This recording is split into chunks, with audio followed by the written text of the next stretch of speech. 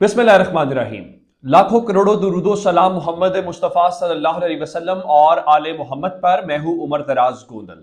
जनाब अली, आज की सबसे बड़ी खबर यह है, चूंकि इस मुल्क के अंदर अब इलेक्शंस की तरफ चीजें जा रही हैं और एक सूबे की असेंबली के इलेक्शन की तारीख का ऐलान हो गया है।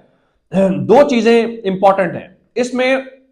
एक इमरान खान की जात और इमरान खान की पार्टी है, और दूसरा जारी बात है पीडीएम की हुकूमत है। लेकिन पीडीएम की हुकूमत से ज्यादा बात इस्टेब्लिशमेंट की है, क्योंकि इमरान खान कहते हैं जिस दिन इस्टेब्लिशमेंट पीछे हट गई ये गवर्नमेंट उसी वक्त गिर जाएगी। और ये गवर्नमेंट इसलिए भी थोड़ी इस तरह से समझी जाती है कि आमतौर पर माजी में ऐसा होता रहा है कि एक हुकूमत होती है और उस हुकूमत के खिलाफ कोई बहुत बड़ी ऑपोजिशन या कोई इत्तेहाद बनता है।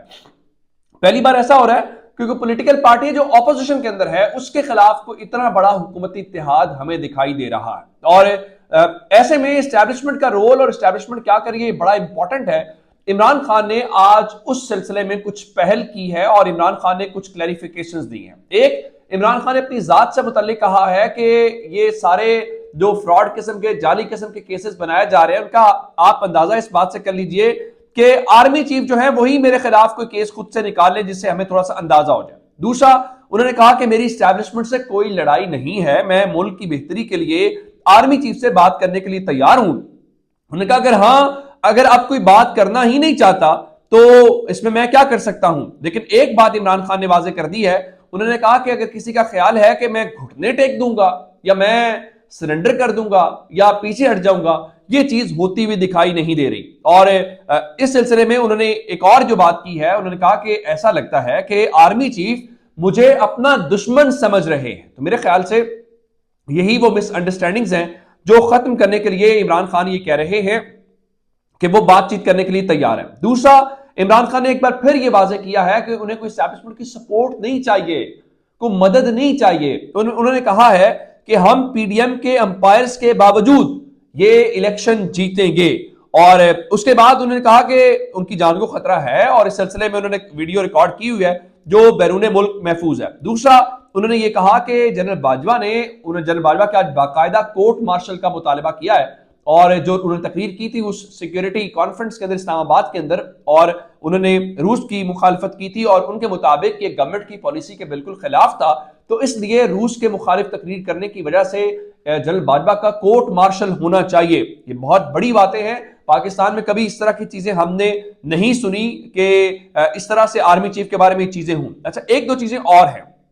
यहां पे कहा यह जाता है जी कुछ दोस्त ममालिक हैं उनकी वजह से इमरान खान अब ताकत में नहीं आ सकते, और वो जो दोस्त ममालिक हैं वो इमरान खान को रास्ते में रुकावट है। फिर यहां पे जावेद चौधरी के जरिए जनरल बाजवा साहब का वो जो कॉलम था जिसमें कहा गया जी वो काबीना के इजलास के अंदर मोहम्मद बिन सलमान जो क्राउन प्रिंस है सऊदी अरब के, उनके हवाले से इन्होंने कोई गाली दी थी, फिर उसकी ट्रांसलेशन हुई तो उससे ताल्लुकात बड़े खराब हुए। आज इमरान खान ने इस बारे में इंकिशाफ किया है कि मोहम्मद बिन सलमान इस वक्त भी उनके साथ राबते में हैं। ये बहुत बड़ी डेवलपमेंट है। अगर इमरान खान इस हद तक इन्फ्लुएंस है तो मेरा ख्याल है फिर तो सऊदी अरब पाकिस्तान को जो कर्जा शर्जा नहीं दे रहा उसके ऊपर हमें इमरान खान की मदद लेनी चाहिए। लेकिन जारी बात है आप इस वक्त इमरान खान को कॉर्नर करने के चक्कर में हैं, तो आप इमरान खान से मदद क्यों लेंगे। अच्छा, इमरान खान ने वहां पे ये जरूर कहा है कि मैं बातचीत के लिए तैयार हूं और मुल्क की बेहतरी की शर्त रखी है कि मुल्क की बेहतरी की खातिर।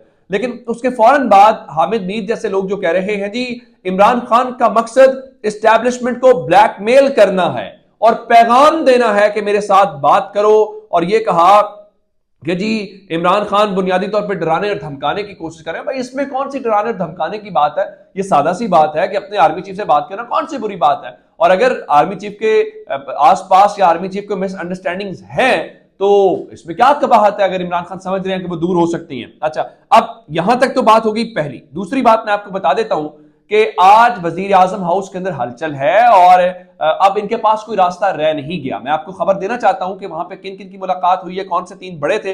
लेकिन अब मसला इस वक्त क्या है? मसला इस वक्त यह है कि सबसे ज्यादा परेशानी नून लीग के लिए। मैंने आपको बताया था कि वह नून लीग की जो सीनियर लीडरशिप है वो भी कहती है कि हमें इलेक्शंस में चला जाना चाहिए, लेकिन मरियम नवाज की इसमें एक जिद है। अब इस वक्त क्या जो आज गैर मामूली मीटिंग्स हुई हैं उसमें क्या तय पाया? वजह यह है, पहले मरहले के ऊपर जो इनको सबसे बड़ा धचका लगा है वो इलेक्शन कमीशन की वजह से लगा। कैसे?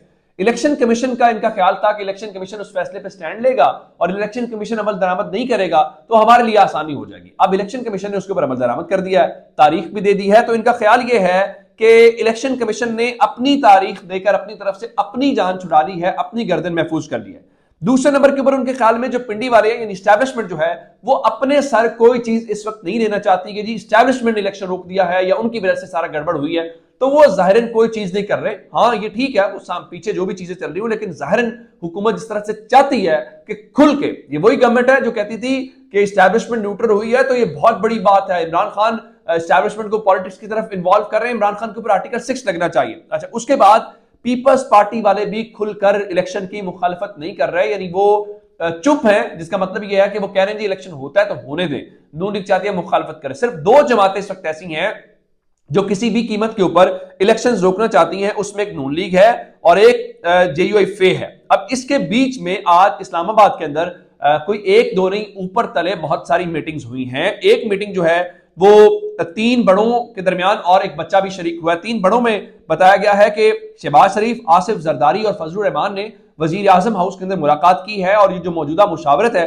उसके ऊपर गुफ्तगू की गई है। और उसके अंदर जो वजीर आजम हाउस का एलामिया है उसमें बताया गया है कि मुल्क की सियासी सूरत हाल के ऊपर बातचीत की गई है और इंतखाबात की जो तारीख का ऐलान हो गया है उसके बाद की जो सूरत हाल है उसमें भी। अच्छा, हैरानकुन तौर पे ये मुलाकात तो आसिफ जरदारी की, फजलुर रहमान की और शहबाज शरीफ की है, लेकिन खबर आ रही है कि इसके अंदर जो निगरान वजीर आला पंजाब है मोहसिन नकवी, उन्होंने भी शिरकत की है। अब सवाल ये पैदा होता है कि आखिर मोहसिन नकवी ने इसके अंदर क्यों शिरकत की है या मोहसिन नकवी की शिरकत की क्या वजह हो सकती है, ये एक समझने वाली बात है। इस हवाले से कोई वो चीजें अभी तक समझ नहीं आ रही कि इसका क्या मैसेज है। हालांकि मोहसिन नकवी ने कल जब परसों सुप्रीम कोर्ट का फैसला आया था तो उसने मीडिया से बातचीत करते हुए कहा जी इलेक्शन करवाना हमारा काम नहीं है, हमें तो जब इलेक्शन कहा जाएगा हम इलेक्शन करवा देंगे। अच्छा, अब इसके दरमियान में एक और मैं बताना चाहता हूं कि शहबाज शरीफ और इस मुलाकात के बाद जो काबीना के अरकान हैं उनके साथ भी मुशावरत की गई है और इसके अलावा खुफिया इदारों के अलावा, यानी जो खुफिया इदारे हैं उनको भी बुलाया गया है, अवाम की नब्ज जाननी है क्या कुछ चल रहा है। खुफिया इदारों के अलावा आला सिविल और अस्करी हुकाम भी वजीर आजम से मिले हैं। अब आला अस्करी हुकाम कल जनरल साहिर शमशाद मिर्जा और जनरल आसिम मुनीर मिले थे, आया आज भी वही मिले हैं या उनके अलावा कोई फौजी जनरल्स मिले हैं या मिलिट्री लीडरशिप मिली है, ये बहरहाल इस खबरें वहां पे आ रही हैं कि आज ये कुछ मुलाकातें जरूर हुई हैं। अब दूसरी जानिब ये तो हो गई वहां पे वजीर आजम हाउस के अंदर जो हलचल है, जो परेशानी है, वो तो हमें अंदाजा हो रहा है। उनके पास ऑप्शंस रह नहीं गई, वो करें तो करें क्या, इस चीज को बचाएं तो कैसे बचाएं। लेकिन आज तहरीक इंसाफ को एक रिलीफ मिला और तहरीक इंसाफ का जब मकसद पूरा हो गया इलेक्शंस वाला, तो अब जेल भरो तहरीक की कोई समझ आती नहीं है। जेल भरो तहरीक के हवाले से उन्होंने लाहौर हाई कोर्ट से रुजू किया और लाहौर हाई कोर्ट ने शाह महमूद कुरैशी, असद उमर, उमर सरफराज चीमा समेत जो पाकिस्तान तहरीक इंसाफ के असीर रहनुमा है, यानी जिनको नक्शे अमन के जरिए बताया गया, गिरफ्तार किया गया जी, उनको फौरी तौर पर रिहा करने का हुक्म दिया। और इसके बाद पाकिस्तान तहरीक इंसाफ जो है वो कल से इलेक्शन कैंपेन शुरू करने जा रही है। और लेकिन खबर यह आई है, फवाद चौधरी साहब ने तस्दीक की है कि इतवार वाले दिन इमरान खान जमान पार्क में इन जो लोग गिरफ्तार थे इनके एजाज में खाने का एहतमाम कर रहे हैं, जिसका मकसद ये एहसास दिलाना है कि ये हमारे हीरोज हैं जिन्होंने इस मुश्किल वक्त के अंदर अपनी गिरफ्तारियां पेश करके हुकूमत के ऊपर दबाव बढ़ाने में।